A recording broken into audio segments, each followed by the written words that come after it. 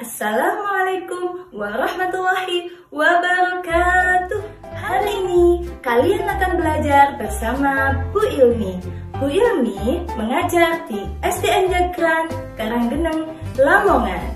Nah, anak-anak kelas 5 yang hebat, hari ini materi kita adalah tema 4, subtema 2, pembelajaran kedua tentang gangguan pada proses peredaran darah. Muatan pembelajaran hari ini ada 3. Yang pertama, bahasa Indonesia, kita akan mengenal pantun. Yang kedua, IPA, kita akan belajar penyakit pada peredaran darah. Dan yang ketiga, kita akan belajar SPDP, yaitu materi tentang properti dalam tari. Apakah kalian sudah siap belajar? Mari kita mulai. Pantun itu apa sih? Nah, anak-anak, pantun adalah puisi Melayu lama yang telah menjadi budaya bangsa Indonesia. Apa saja ciri-ciri pantun? Ciri pantun yang pertama adalah bersaja ABAB. Untuk menentukan saja, perhatikan huruf vokal terakhir dalam setiap barisnya. Baris yang pertama, pergi ke pasar membeli mangga. Akhiran huruf vokalnya adalah A. Tak lupa membeli durian, akhiran huruf vokalnya adalah AN. Ayo kita berolahraga, akhiran huruf vokalnya adalah A, dan agar tidak sakit-sakitan, akhiran vokalnya adalah AN. Apabila A kita anggap sebagai saja A, AN kita anggap sebagai saja B, maka pantun ini bersaja AB, AB. Ciri pantun yang kedua, satu bait terdapat 4 baris. Ini adalah baris pertama. Dan ini adalah baris kedua. Ini adalah baris ketiga. Dan ini adalah baris keempat. Ciri pantun yang ketiga adalah baris 1 dan baris 2 disebut dengan sampiran, baris 3 dan 4 disebut isi. Ciri pantun yang keempat terdiri dari 8-12 suku kata. Pergi ke pasar membeli mangga terdiri dari 10 suku kata. Coba kalian hitung, tak lupa membeli durian. Ada berapa suku kata? Benar sekali, ada 9 suku kata. Baris yang ketiga, coba dihitung. Ayo kita berolahraga. Ada berapa suku kata? Benar sekali, ada 9 suku kata.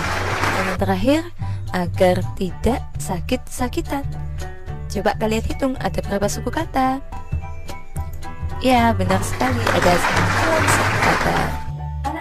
Kita harus rajin berolahraga agar tubuh kita tetap sehat dan terhindar dari gangguan pada proses peredaran darah kita.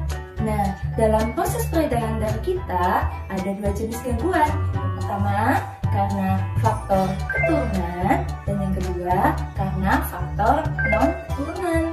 Apa saja itu? Gangguan peredaran darah karena keturunan ada hemofilia dan talasemia. Apa itu hemofilia dan talasemia? Hemofilia adalah gangguan yang menyebabkan darah sulit membeku. Jadi, kalau kita terluka, darah akan terus mengalir.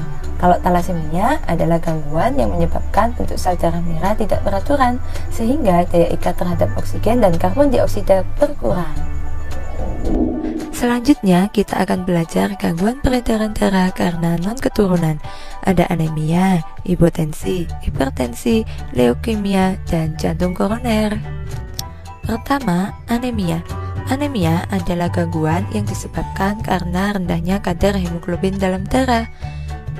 Hal ini dikarenakan makanan yang dikonsumsi kurang mengandung zat besi. Biasanya penderita akan mudah lelah. Bila kita mengalami anemia, kita dapat mengkonsumsi suplemen zat besi dan makanan yang kaya akan zat besi seperti beras merah, daging, sayuran hijau, dan kacang-kacangan. Sekarang adalah hipotensi. Hipotensi dikenal juga dengan istilah tekanan darah rendah. Nah, anak-anak, kalau kamu lagi menderita hipotensi, kalian perlu jenis makanan yang menaikkan tekanan darah, yaitu makanan yang terbuat dari daging-dagingan. Dan kalau hipertensi adalah kebalikan dari hipotensi. Kalau hipertensi adalah tekanan darah tinggi. Kamu bisa memakan apel atau belimbing dan timun untuk menurunkan tekanan darah. Yang keempat adalah leukemia.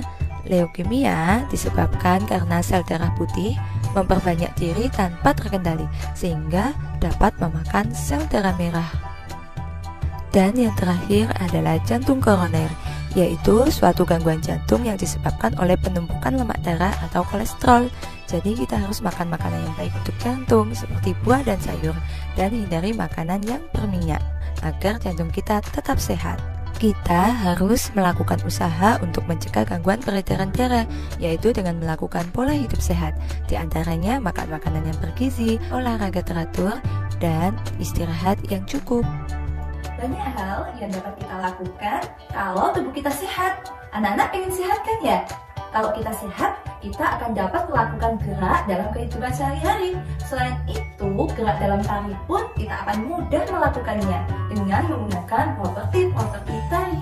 Apa itu properti tari? Properti tari adalah alat-alat atau benda yang digunakan sebagai pelengkap saat menari. Ini adalah tari boran. Tarian ini berasal dari Lamongan, Jawa Timur. Tarian ini menggunakan properti seperti boran, baju kebaya, dan penutup kepala atau kupluk. Sekian pembelajaran pada pagi hari ini. Semoga ilmu kalian bermanfaat. Assalamualaikum warahmatullahi wabarakatuh.